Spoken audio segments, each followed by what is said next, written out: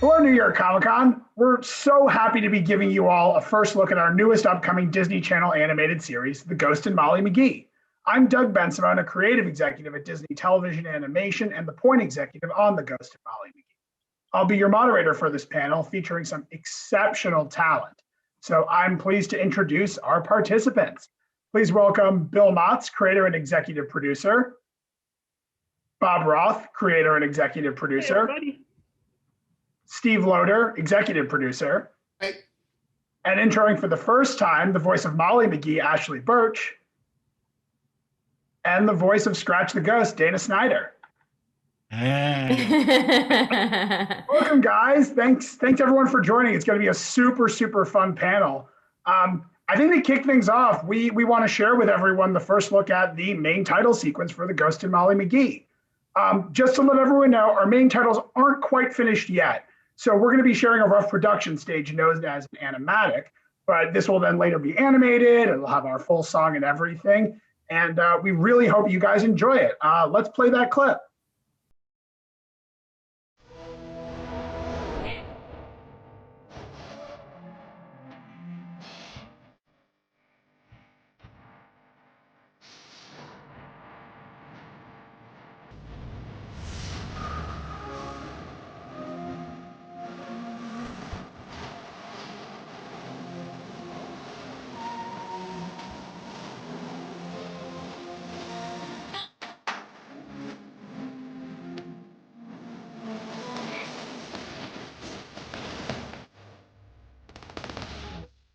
So, Bill and Bob, how did you come up with the idea of pairing a wide-eyed, optimistic girl with a grumpy ghost? So, interesting question, Doug. This has been a passion project for Bill and me for a long time. We came up with this idea years and years ago. So, the initial spark of it, I'm not sure where it ever came from, but we only realized recently that it's kind of the story of us. That Bill is a wide-eyed optimist, and I am kind of a grumpy, dead inside ghost. So that it was a real revelation for us when we were developing the show at Disney. It was like, oh, everything totally falls into place, and it totally makes sense that we were the guys who came up with this show because it's our personalities warped to be a 13-year-old optimist girl and a ghost. But yeah, I think to give a much shorter answer to your question, the inspiration came from our friendship. That's awesome. And specifically, what is The Ghost and Molly McGee? Give us that quick pitch of the show. The Ghost and Molly McGee is the story of Molly McGee. She's this wide-eyed and super enthusiastic girl, and her family moves to a new town, and she runs upstairs. They buy a new house, which is old and decrepit. She runs upstairs to the attic where she's going to turn it into her, artist space loft bedroom. She's super excited. And the unfortunate thing is there's a ghost already living there.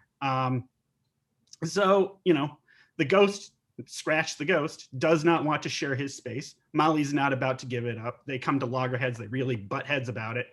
And then she refuses to leave. And he says, well, fine, if you won't leave, I'll put a curse on you. Everywhere you go, everything you do for the rest of your life, I will be there taunting you, tormenting you, turning your life into an unending nightmare. And Molly's like, so you're going to go everywhere I go and do everything I do? That sounds like a best friend, Scratch. And he's like, wait, that's not what I intended. She's like, no, that's exactly what you intended. And we're best friends now. And then, so. And that's exactly how it worked with Bob and I in our. Exactly. So he put a curse on Molly, but it turns out the curse was on himself. That curse was friendship. And over the course of the series, the funny thing is they really do become best friends. They become super tight. And that's what the show is about, the curse of friendship. Love that. That's fantastic.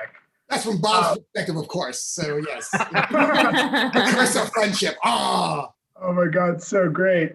And since we're introducing Dana and Ashley for the first time as the voices of Scratch and Molly, casting is obviously a huge, important part of bringing any show to life. For you, Bill and Bob, what was it about Dana and Ashley that made them right for these roles? Well, we had worked with Dana before on the Lego Star Wars Freemaker Adventure series. He was Graballa the Hutt, and Dana's hilarious. In fact, when we were working on that show, we'd have a line, and Dana would do the line, and then he would add to, and it would grow and become hilarious. And then we, in the editing, would sort of cut together the sort of perfect version of it. And we were like, we need somebody that brings that energy to the show for Scratch. And so that was a no-brainer. We just like, yeah, Scratch, that's Dana. The thing is, Doug, I can't read. I don't always say the lines as they're written. Just simply reason that I'm not good at it. Were you guessing all the dialogue at this point? Was it just intuition? He's really good at guessing. He can see where the stories are going. He's like, I got it. Yeah. That's why I love storyboards. I'm clearly pointing at somebody talking about this sandwich, so. And then Ashley, we did a search for Molly. We did, wide casting, and there was only one actress who stood head and shoulders above everybody else, and that was Ashley. Like we knew we needed somebody who could go toe to toe with Dana, who could bring as much to the role. And that was Ashley, and we were super fortunate and blessed to find her. Thanks, guys. The first time we recorded them together, we're like, yep, there's no question. Just magic. We've made the right decision with both of them. We are so smart. That's also why they wanted to frame the Zoom like this today, Doug, so we could see Ashley's head and shoulders rubbing it into her competition of what was above the rest of them. Well, so Dana and Ashley, it's been a pleasure to see you guys inhabit these roles. As you guys get into it, what is it that you love about the characters that you play? What do you think are the keys to performing them? Are they like you in any way? What inspiration do you draw when bringing life to these characters with your voices? Dana, do you want to go first? You can go first. I can go first? Okay. That was a subtle thing of like, I don't know what to say it. I'm just kidding. Molly, what I love so much about Molly, there's a lot of optimistic young girls in cartoons. But what's so great about Molly is that not only is it's in her DNA, and then she's also layered. She's not just sunshine and puppies all the time, although she is a significant amount of the time, but she has a sort of franticness about her, and she has a real desire to connect to people and to be loved and to love people. And she has a roundedness to her that I really like, which is that she's the one learning lessons in episodes about how to not push her friends to behave, like how to not force her friends to do things that they don't want to do, or how to be a better team player, or how to not steamroll what everyone else is trying to do. And so her intentions are always pure and good, and she has such a good heart, but she's also constantly trying to learn how to be a better friend and a better Brightonian. And Brighton is the town they live in. Which is the town that they live in, Brighton. And I love that about her. And I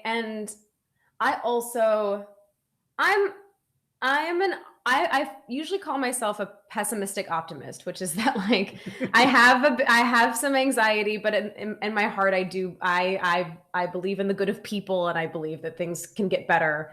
And so I feel like I relate to Molly in that way, because Molly can have this sort of like anxious, frenetic energy to her, but I think at the end of the day, she's always trying to work toward bringing out the best in people. Right. And I think what's so amazing about what Bill and Bob have done is that they've written such like lovely, heartfelt episodes in the show. I mean, it's so funny, but it's also, I've fully like teared up or cried in sessions sometimes, just because it's so sweet. And I think they've written Molly to be not just sort of like a generic, like excitable girl. She is really three-dimensional, and so it's just an honor to get to play her and to get to work off of Dana, who's so great. Transition. Seamless. Well, I love myself, Doug. No, I think it's, what's not fun about being a ghost? I mean, he's like the opposite. I've played a lot of jerks. He tries to be a jerk. He's not really a jerk, but he tries. He tries his best. But then his what he really wants, he knows what he really wants. He wants to be friends and have people like him and things. But I mean, there's just so much. What's great about this show, I mean, I don't remember the first time I read it, but I was like, man, I would love to watch this show, which is, spoiler alert, not always what happens when you are in certain shows. But no, I mean, there's so many layers to it. It's just it's a fun idea. It's a great idea. And it's all about this push and pull of everybody doing what they think they should be doing as opposed to what they want to do, and then what they know they should do according to everybody else. But I mean, it's just so many different layers to it. Like, everyone has little sweet moments. Every episode has absolutely ridiculous moments. I mean, that opening title, there's tacos spinning around. You know what I mean? I mean, like, it's just very fun. And it's very fun that I love that Ashley and I get to do it together. We usually, I mean, when we were in real world, we do it so we could play off of each other, and that's not always we get to record together and get to see each other in the booths. Oh, and that's a lot of times you don't have freedom to record like that on a lot of shows, which I understand. They'd want you to do the way they spent the last 7 months writing it. They don't want some Jackie to walk in and be like, I don't need a script. Shit, it should be. Oh, you had a team of writers writing them for 9 months? Here's a better one. Well, that's a great segue, Dana, to so it sounds like you guys do record together and separately sometimes, but when you guys are together, how improvisational is it? It sounds like, again, while the writers put in tons of great effort, that they've really leaned on you guys to bring sort of your specific life to these characters. Can you guys talk a little bit more about that? Yeah, I mean, it just, what's really, like what Dana was saying, what's really awesome too about working with Bill and Bob is that they are open to that. Like, there is, I mean, beyond open, we insist upon it. Like, we want to hear ad libs and improvisations. It's really nice though, because even if it's just small things to like get into a line or understand the context of a line a little bit more, even if it's not just like jokes going back and forth, I feel like when you have that freedom, it really lets you get into the character more and find ways in that if you're being asked to stay like very strictly to the script, it might take you a little bit to like find a way in doesn't feel stilted. And with this, it's so nice because we can be so fluid. We can talk over each other. Sometimes we'll go on runs after lines and make the scene like twice as long as it should be and stuff like that. But why are we talking about a trip to Miramar now? Why did we get what here? The story was. Like, let them do it anyway. They're having fun. Just let them go. But I mean, sometimes that stuff is unusable, but sometimes it's gold. There's one where I won't go into the whole story of it, but bees invade the McGee house, and the episode ends with Molly insisting that Scratch braid her hair, and then you guys went on a whole run about bee wings being caught in Molly's hair and how they gave it kind of, at first it was gross, but there was kind of a luminescent light to it all. And I know Doug, like we recorded that and we're like, that's fantastic. We're going to use as much of it as we could, including the long run that may seem irrelevant to you guys, but I know that's Doug's favorite moment of that episode. So there's truly gold. Caught me off guard in the best way. Yeah, so there's gold in those hills, and we never just we like to let the tape run and see what we find. So and you both know your characters so well that you know how Molly would respond in a situation. You're thinking like Molly, and Dana, you're thinking like Scratch. So you always know what they would do and what they would say, and so it just makes everything come alive. I feel like the thing too is we'll always record. The first couple passes we'll sort of just do it right as written. And then we'll do some real loosey passes. But then sometimes that also just helps. And then we'll maybe go back and do it one more time as written. But now because we've sort of explored a little deeper some of the stuff behind the lines, it sometimes gives it a little extra. And it's also more fun. Yeah. We got to waste 4 hours while we're in there. We can't just efficiently record. I can't. Studio's expensive. We're going to get our money's worth. That's right. Plus, if you do it long enough, you get catering. So there's That's really great. Doug, they have cookies there. When you get cookies sent, they're about the size of charger plates. I don't understand who's making them, who they think is eating one this big. They are like the size of my face. Sarah, can we get a size of the cookie? Sometimes I They're need like- it too. Yeah, they're like the size of 33 1/3 vinyl records. They're like the size of classic albums. You knew it wouldn't be a Molly McGee panel until Dana started bringing up food, just like Scratch would. Yep. See the line between Dana and Scratch, the line between Molly and Ashley, pretty blurred at Pretty this thin. point. Well, look, guys, I'm being told we actually might have a special something to share with the audience. Some first look animation of the show. I think this is from our. What was that, Dana? I said, Doug, you tease. Don't. We'll see if we can get there. Steve, can you give us a little bit of setup for this one? Yeah, so this is very, very early in the series. It's actually in the second episode. So Molly and Scratch are getting to know each other, and it's a bit of a rocky start. What you're going to see is a very special preview. This is what we call take ones. We haven't had a chance to edit yet. We haven't had a chance to put in color yet. We haven't, a whole bunch of executives at Disney haven't seen it yet. We haven't gotten Donald Duck's notes yet. So it's a very rare look behind the curtain, but we're very excited to share it with you. It is a world exclusive, so please don't show it to anyone else. But here we go. It's the first look at the Ghost and Molly McGee.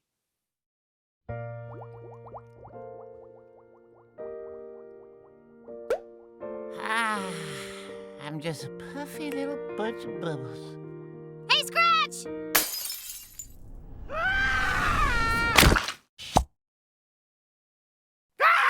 Molly, turn around, please. Oh, what's the big deal? You don't even wear clothes. Yes, but I happen to be emotionally naked right now. Ahem. What's so urgent that you ripped me away from my me time? I'm afraid, Scratch. Now we're getting somewhere. Be specific, please. I know you've said that you're really popular in the ghost world. Yes! Yes, I am. This club is only for popular ghosts, not the worst of the worst. Unbelievable. He doesn't belong here. Seriously, who does he think he is? Yeah, I'm very popular. Like #1 on the list if there was a list, but of course there's not because who wants to hurt everybody else's feelings? I knew it. So you probably can't relate, but today is the first day of school, and our family's moved a lot. You know, like a lot. So trust me when I tell you the first day of school in a new town is super important and the stakes have never been higher. Do you realize that even one eensy-weensy embarrassing mistake could turn me into a social outcast forever? You'd be ruined. Exactly! You'd have to leave Brighton. Probably in the dead of night. The curse would be broken and I'd be back in this house by myself. You know, actually, now that I'm talking to you about it, I hear how ridiculous all my fears sound. I don't think that's ridiculous at all. I think It's gonna be fine. No, it's going to be a disaster. And I love making people happy, so I'm bound to make tons of friends. Not on my watch. This will be the worst first day in the history of first days. I promise, McGee, you won't make even one friend. Nice try, Scratchy. I already re-energized my positivity. Thanks for being a sounding board. Bye. She bothers me. Wow, I mean that animation is just unbelievable, guys. So pretty. And that's thanks to Mercury Animation, our studio. And what I love about that clip is it's a perfect example of that ad-libbing we talked about. Like Scratch's last line, "She bothers me," was completely ad-libbed by Dana. I think the script ended with Molly just shutting the door. And what I love about it is not just that it was a brilliant ad-lib from Dana, but that our board artists, I believe it was Steve Hurt and Sam King directed this episode. They plussed it with the nose getting caught in the hatch, the nose snapping back, the eyes popping out and rolling, and then the perfect deadpan. "She bothers me." Like that's when magic is happening. Like that, everybody's working and building on top of each other. And you know, we've got a great team both behind the mic. We've got a great team at the studio and our board teams and our directors. We've really got a powerhouse here. So, and I think super that proud it of it. also kind of highlights the sensibilities of the show. Is we're huge fans of quirk. We like to tackle our stories in an offbeat, kind of unexpected manner that is like simultaneously its own weird heightened reality. But very much still Disney at its core, Disney at its heart, but we do love quirk. I feel like that's the most fun thing about working in animation, though, too, that everybody gets to plus.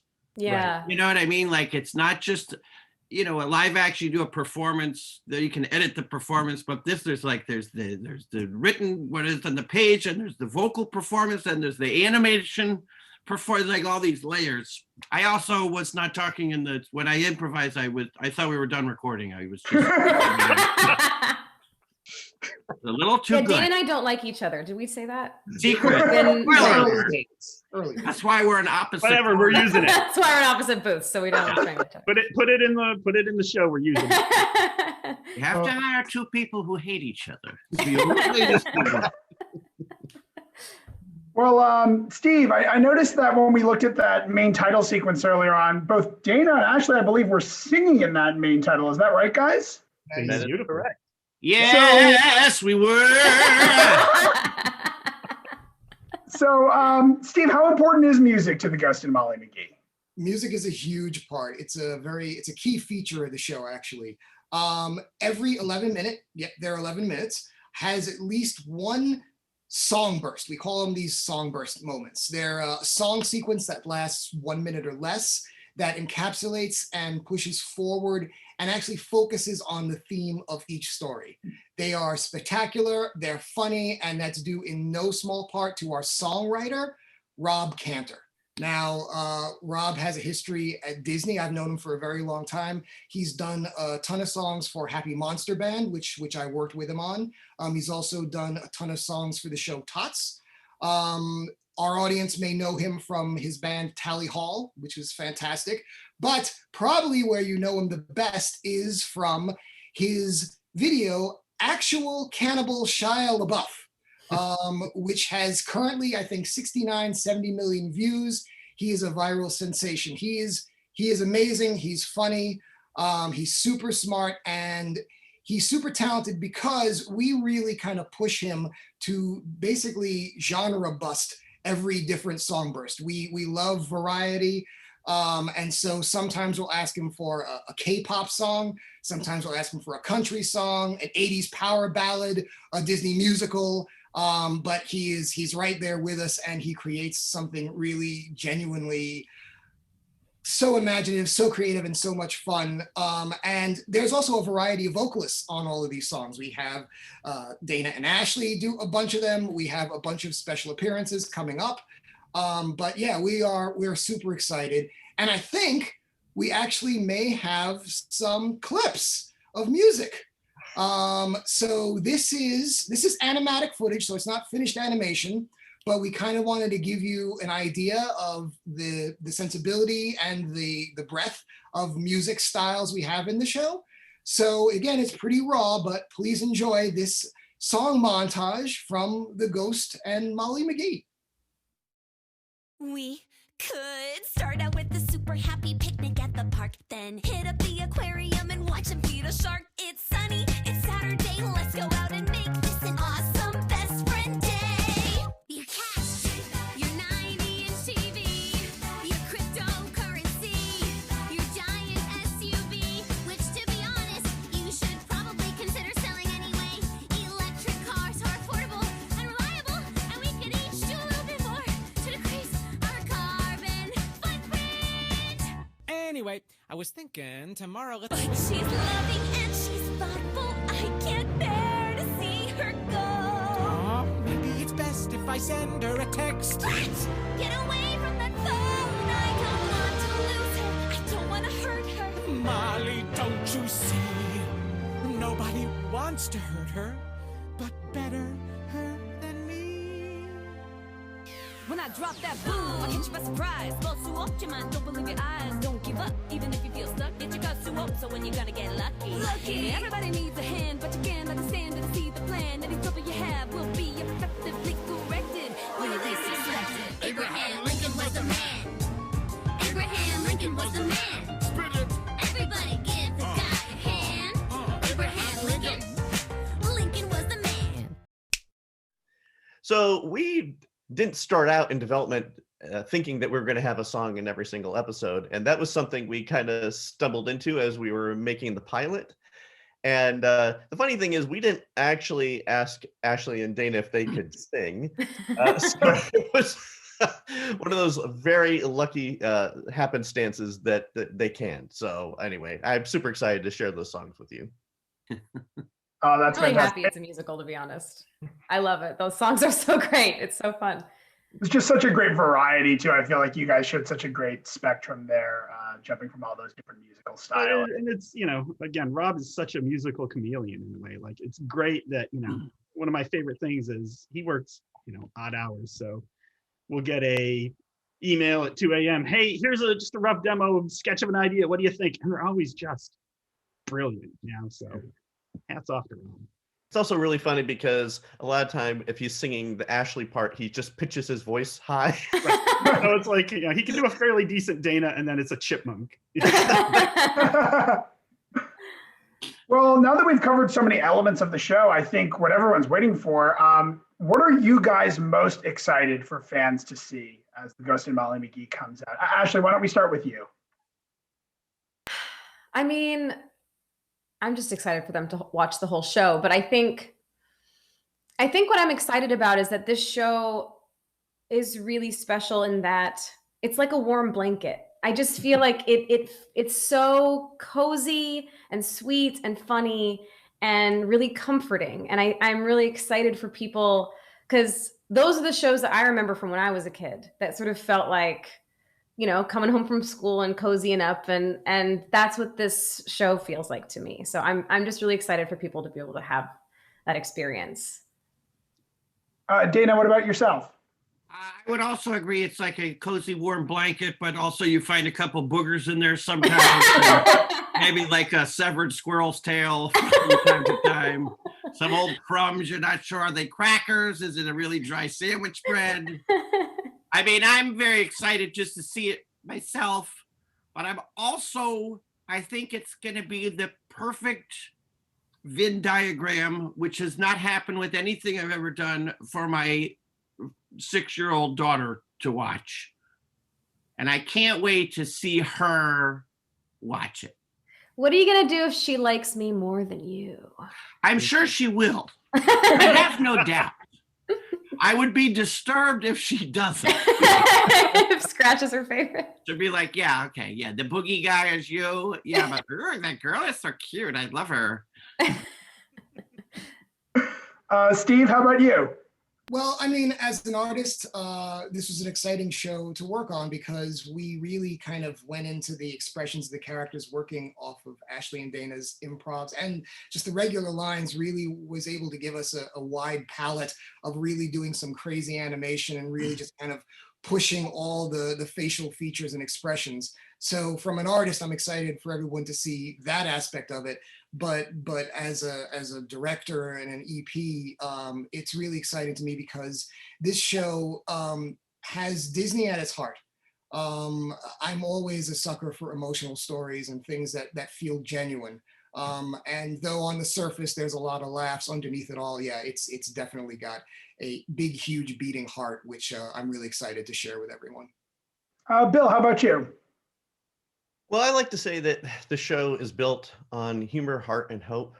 And it deals with some kind of tough stuff at times. We go to some places in the series that are maybe a little surprising.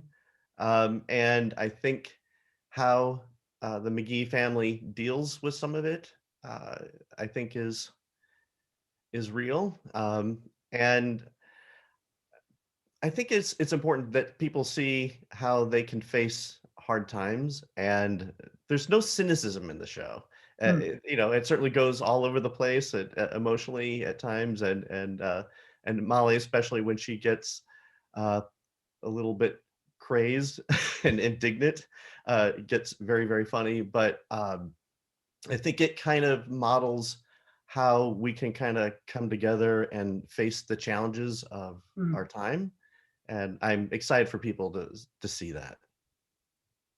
Great. And Bob, last word with you there. I think this whole panel has been kind of a preview of what I'm really excited for people to see, and that is the relationship between Scratch and Molly.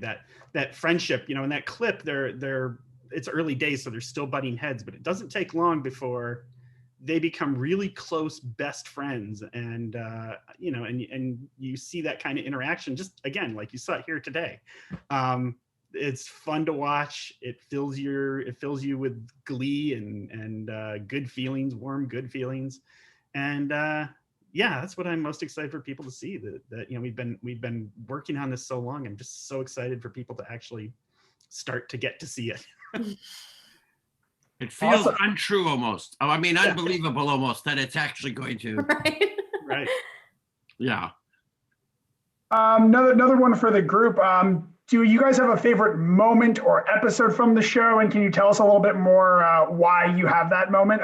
We'll just flip that order around. Bob, if we want to start with you. Oh, man. Start with me. This was the one question. I knew this question was coming. I don't know that I have a great answer. And then I'm going to hear everybody else's answer and be like, oh, yeah, that one. And then I don't want to get spoilery either. Come back to me, Doug. Come back to me. Everybody else, keep it in the same order you had it. Oh, so now we can rewrite the order if we want. Okay. And that's the improv. There it is. I have an answer, actually. All right. Please. I'm going to try to matrix dodge around spoilers, but there is an episode where Molly has to keep Scratch a secret, and there's a very important person in her life that she feels conflicted about whether or not she can tell that person. And so she's trying to kind of have her cake and eat it too in that episode. And I think it starts like a fun, the other thing that I really like about this show is that every episode is self-contained, but there's also a story that unfolds over the course of the season. So it's a fun new wrinkle in the season that Scratch and Molly are friends and that's all resolved. But now here's these other complications of what happens when people that are close to Molly start to get suspicious that something weird is going on. So I really like that episode because it is like another wrinkle that kind of takes us into a new section of the season. I'm excited for that episode. Well, it's also a big problem that it's great that that's the thing. It keeps building and toppling it's great that they become friends, but not for Scratch. Right. Right. He's got some real middle managers above him he's got to answer to, and they are not nice, and he is not supposed to be friends with this girl. So every time there's a little win, it creates new problems, a whole variety of brand new problems. There's one thing, I saved the script, I have it framed in my wall without going in it. I still laugh about it, and it's not to sound like an idiot or like I'm egotistical that I love myself, but there was just one line they wrote about, for a variety of circumstances, he's playing blues harmonica. I got them blues. It was, I don't know what it was. I still laugh about it. It's not really a story, it's just a little part. It still tickles me because it's so ridiculous. I remember that day because I remember you like kept chuckling to yourself. It just hit me at the right time. The wind was right. The temperature was perfect. But I have hundreds of little things like that in the show. Those are that's why. Yeah, I just think I can't wait to see all of it as a whole. Absolutely. Steve, how about you? Well, it's funny because my favorite episode, it kind of changes with each new animatic because each new animatic becomes a new favorite episode. But the ones that I like the most were actually the ones that were probably the most challenging to create because those are the ones that we really kind of dove deep and really kind of pulled out some really unexpected comedy. There's a kind of a two-parter episode where they're trying to revive the town, so to speak, and they're going to build a band shell. That episode just goes in many, many unexpected directions, and I don't want to give any more spoilers to that, but that's not the way the episode started, but where it ended is very, very unusual. But like a couple of weeks ago, we saw an episode with an oversized goat, which is kind of a favorite right now. So it changes. But But yeah, but it's a lot of favorites actually. Bill, favorite episode or moment? Well, like Steve, I keep falling in love with different ones. The one that hits me at the top of my head is there's one, even though there's this sort of big curse that has joined them together, there are sub curses that they'll have. Micro. And yes, yeah, and so one of them, Molly and Scratch are debating about it. Yes is a positive, yes is good, and no is negative, and no is bad. And Scratch is like, oh really? No is bad, yes is good. So they make a bet that for 24 hours, Molly can only say yes and Scratch can only say no. And it just it goes into this crazy area, and it unfolds sort of all of Molly's weird, quirky dislikes and pits them in funny circumstances. And I don't want to spoil things, but it there's nothing funnier to me than when Molly pushed to something's like, yes. No joke, I was gonna say Bill's answer. I'm sitting here in a panic going, okay, oh no, that's the one, that's it. But no, I've got another answer. We do a kind of murder mystery, innocent man accused of a crime he didn't commit, and the only person who believes him is Molly. I adore that episode. It is so funny, and it's we play with a lot of genre, stuff there, and it's like Serial comes to the Disney Channel. It's a lot of fun, that episode. So there's my answer, my hastily grabbed at the last minute answer. And as soon as we end this call, I'll be like, no, wait, that was the one. Well, I think it's interesting because in TV, when you work in a TV series, you know that there's going to be some cherry-picked episodes. There's going to be some that you really put a lot of energy towards, and some that are like B episodes that kind of pay for the effort you're putting into the cherry-picked episodes. But on this series, we've really worked hard to make sure that every episode is an A episode. I have to admit, on any of the series I've ever worked on, I've never been prouder of the entire run that we've worked on than in the show. Yeah, and a lot of that is due to our crew as well. Hats off to every last person on our crew. They are the hardest working, most talented, and they're never satisfied with, yeah, that's good enough. Mm-hmm. They keep digging and keep grinding until everyone is a gem. And you come and unlock them out of their office when they're done with their scenes. Think about it. I will let you out. I still got some work to do, You can have one humongous cookie.